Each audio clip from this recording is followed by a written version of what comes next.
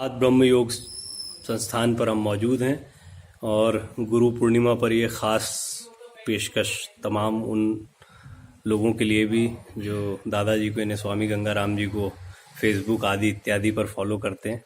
दादाजी अभी बहुत सारे केसेस आपके अपने शहर वैसे तो आपका कोई शहर नहीं है, सारे शहर छोड़ दिए आपने और सारे ही शहर आपके हैं, लेकिन हम देख रहे हैं कि अध्यात्म के नाम पर या गुरु के नाम पर लोगों के अंदर भी बहुत भटकाव आ गया है। वो सही लोगों को पहचान नहीं पा रहे हैं।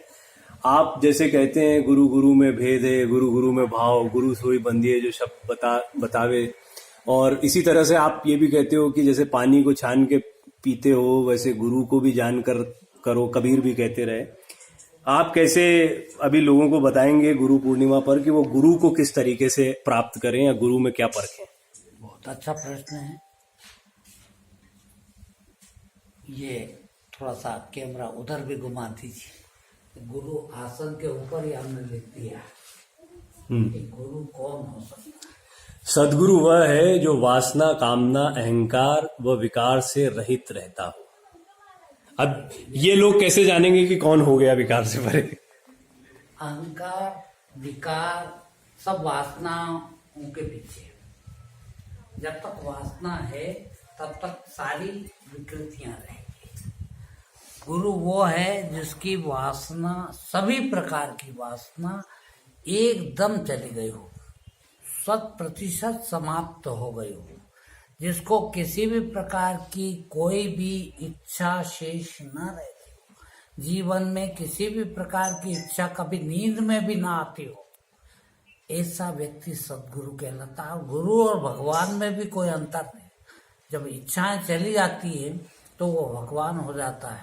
और आज तक आप लोगों ने देखा होगा जितने भी भगवान किसी भी धर्म में हुए हैं उनकी कभी कोई इच्छा नहीं रही है।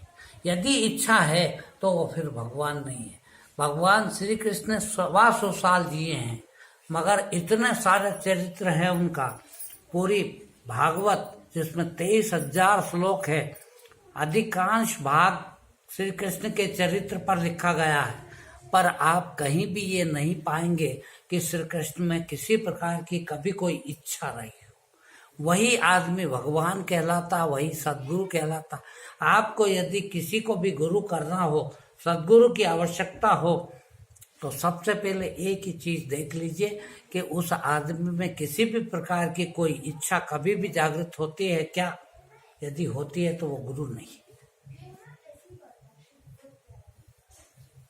और हम देख रहे हैं गुरु ही आजकल कई डिप्रेशन में आ जा रहे हैं, आत्महत्या कर ले रहे हैं, और वो दूसरे लोग उनमें भगवान को तलाश रहे हैं, पांव पखार रहे हैं, उनके लंबी लंबी लाइनें गुरु पूर्णिमा पर लगाते हैं। लेकिन एक ऐसा भी संत है जो ऐसी जगह पर रहता है जहां लोगों को पता नहीं होता है, लोग चमक धमक के पीछे दौड़ रहे हैं। उनको कैसे समझाएं? हालांकि समझाना भी एक अलग ही काम हो गया, लेकिन फिर भी जो भी आपको सुन रहे हैं उनको क्या कहेंगे? अब आपने उत्तर तो खुद दिया। हमने बाहरी एक सेंटेंस लिख रखा है कि यहाँ पर कोई ज्ञान देने वाले ना। वो मेरा फेवरेट है।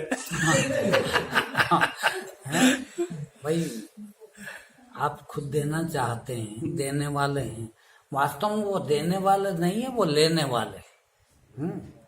देने वाले जो होते हैं वो लेते नहीं कभी, और जो लेते हैं वो देने वाले नहीं हो सकते।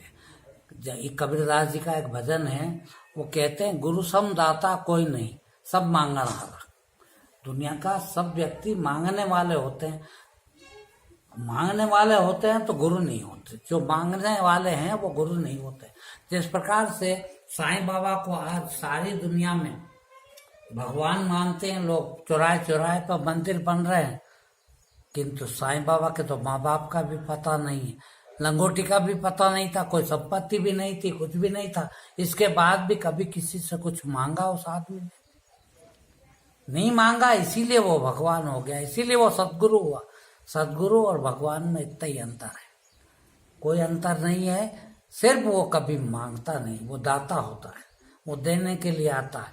यहाँ भी वही गुरु है जो 24 घंटे, 20 बरस हो गए हमको, सिर्फ 24 घंटे सिर्फ एक ही काम है। रात के 12 बजे आप फेसबुक पे, व्हाट्सएप पे, किसी पे भी किसी प्रकार का प्रश्न करते हैं, बराबर उसको उत्तर देने की कोशिश करते हैं। क्यों? कि आए सिर्फ परमार्थी कल्याण का मार्ग है, हम ये मानते हैं। और सिर्फ ये जीवन आया है तो जीवन का हर पल किसी न किसी काम आ जाए, बस इतना काम बच जाए। और इतना हमारा ही नहीं, हर मनुष्य को यही करना चाहिए।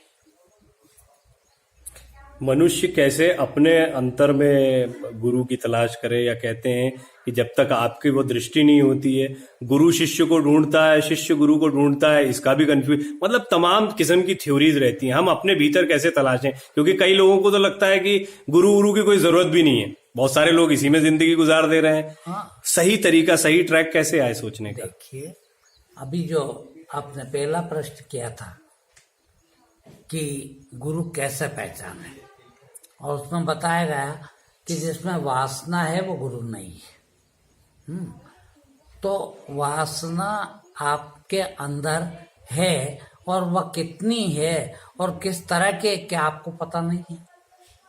और यदि आपको पता है तो आपको ये भी पता होना चाहिए, और है भी, कि वासना जब नहीं होती या छोटी होती या कम होती, उस समय आप सुख की प्राप्ति महसूस करते हैं, उस समय आप आनंद महसूस करते हैं।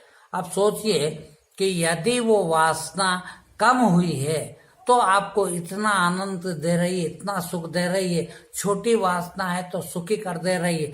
तो सांप चली जाए तो आप उस परमानंद को प्राप्त हो जाएंगे। आपको आपके अंदर क्या नहीं दिखेगा? ये जब इच्छाएं हैं ये भी दिखता है, और जितनी बड़ी इच्छा है उतनी बड़ी तकलीफ दिखती है आपको। जब ये दिखता है तो जितनी इच्छा जाएगी उतना आपका आनंद बढ़ेगा, वो नहीं देखोगे। तो क्या अपने अंदर नहीं देखा जा सकता उस परमात्मा को? आत्मा आनंद स्वरूप है, उस आनंद को ही परमात्मा का। आप हिंदुओं में एक नाम भगवान का है सच्चिदानंद, सच्चिदानंद भगवान की जय बोलते हो कि नहीं है? यानी परमात्मा सच्चे चित्त के आनंद को कहते हैं। तो क्या आप उसे महसूस नहीं कर सकते हैं?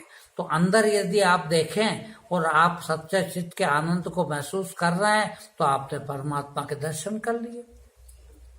ठीक, तो सब बोलिए एक साथ, सच्चिदानंद भगवान की।